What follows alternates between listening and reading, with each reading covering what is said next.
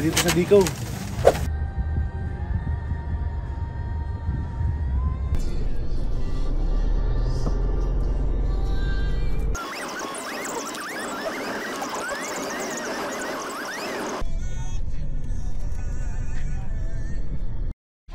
Good morning. Nandito tayo ngayon sa sa Valenzuela, sa Dico Pavilion, Tagalog Fishing Village. So susubok tayo ngayon mag-fishing. Medyo matagal-tagal na rin din nakapag-fishing sa sa freshwater Kaya subok tayo. Subok tayo muna ng dory, ng bangus at ng jaguar. Hopefully makahuli tayo ng kahit man ng isa sa kanila. Pupunta sa sa Dico. Ito yung nila, parking area, which is katabi lang mismo ng mismong fishing area, which is ito. Yan, dito yan sa sa Dico Pavilion.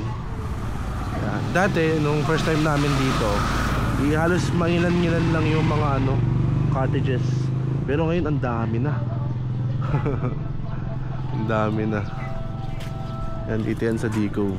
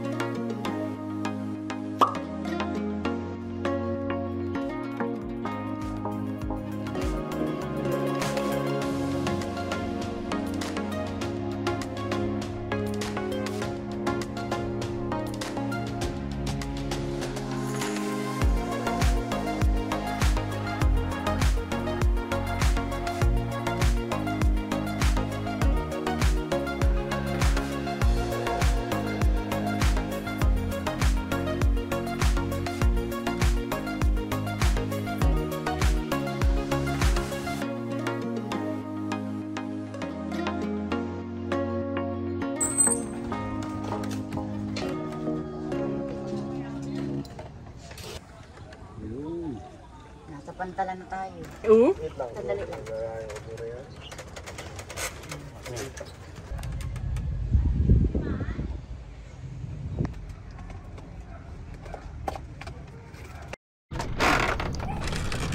Ay, tayo. Hindi ko tipain. Check muna ng drag. Medyo loose. Okay. First cast. So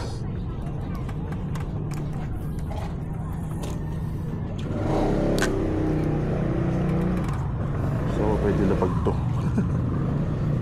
Lagi mo sa set dyan. Ako pa nag-fishing ako, lagi yung sineset ng medyo loose yung drag para hindi nakahatak. I mean hindi nakahatak ng yung mismong rod o trail. Sayang din Paano ba? Aligo na, dito ko nalalagay.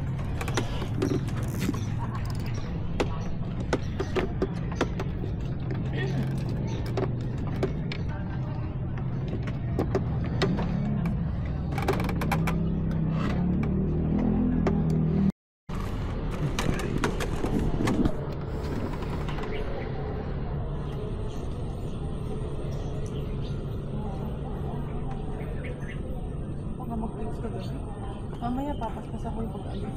Gusto ko na talaga ayusin.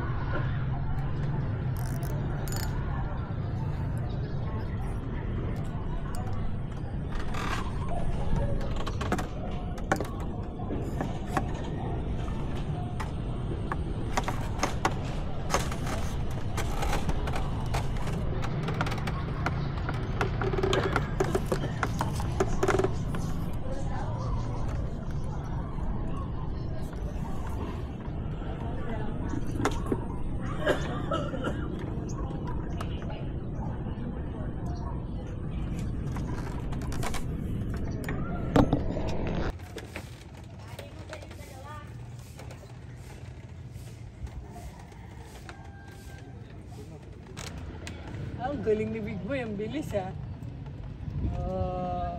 Panis.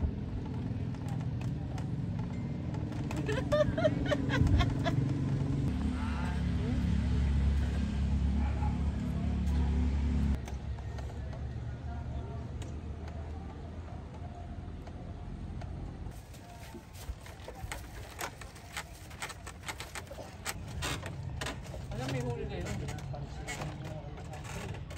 Bangus yung iba dito oh, kumikinang.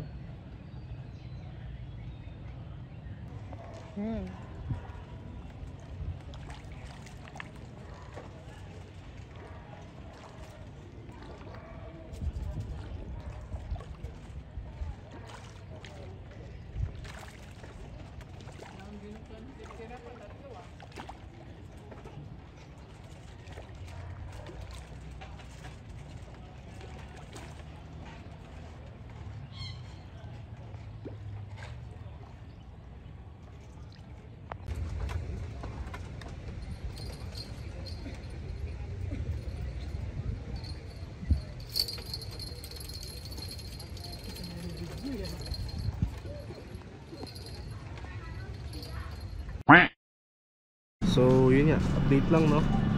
12 o'clock, tanghaling tapat dito sa D-Cove. So far okay naman yung lugar. Kaso madalang isda ngayon. Baka dahil kasi hindi panahon or baka ubos na isda. Pero hindi. Maraming isda dito. Kaso nagkakataon lang di sila kumakagat sa namin pain. Kasi from 7 AM hanggang tanghali ngayon, isa lang ang kumagat sa amin, tilapia pa. Tapos, yun nga, nag-expect ako ng dory. Kahit man lang 2 kilos na dory, wala. Hindi natin panahon. Tapos, yun nga, minsan nangiinsulto sila eh. Kasi isipin nyo, maghahagis ka ng sobrang layo sa gitna. Sobrang layo sa gitna talaga, sa gitnang gitna. Tapos magkakagatan sila dyan na sa bungad. Dyan lang sa harap mo. Nakaka-insulto rin eh. Pero yun, so far okay naman yung lugar dito sa D-Cove. Ang ano lang talaga minsan is yung parking. Once na napuno yung parking at ikaw yung nasa unahan, medyo mahirap lang umalis kasi tatawagin nila lahat na nakapark dyan. Nakakatuwang experience yung maghihila ka ng parang bansa nila papunta dyan eh. Tapos pagtapos na pupunta naman doon.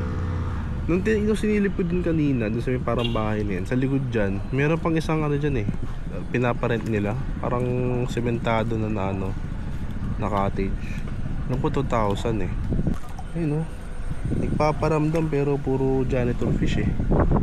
Doon, itong bayan ng tilapia, doon sa may na yan, part na yan. Tapos nung kanina umaga, dyan nagkakagatan, mga nagpaparamdam, mga dory. Nung dumating kami kanina umaga, si ate, dito kami nirecommend kasi dito daw ng madalas nakakahuli kasi baka sa nakasanayan na ng isda na doon sila pinapakain, kaya kumbaga alam na nila na meron dyan pagkain. So yun, nandito na lang muna yung fishing natin. Babalikan ko tong D-Cove na to, babawi ako, mag-aano ako dito, mag-aangat ako ng 2 digits na na dory. Sana makahuli. Next time pupwestohan ko sa may dulo. Kasi dito sa bungad medyo langanin eh. Kaya yun. Next time sana makahuli tayo.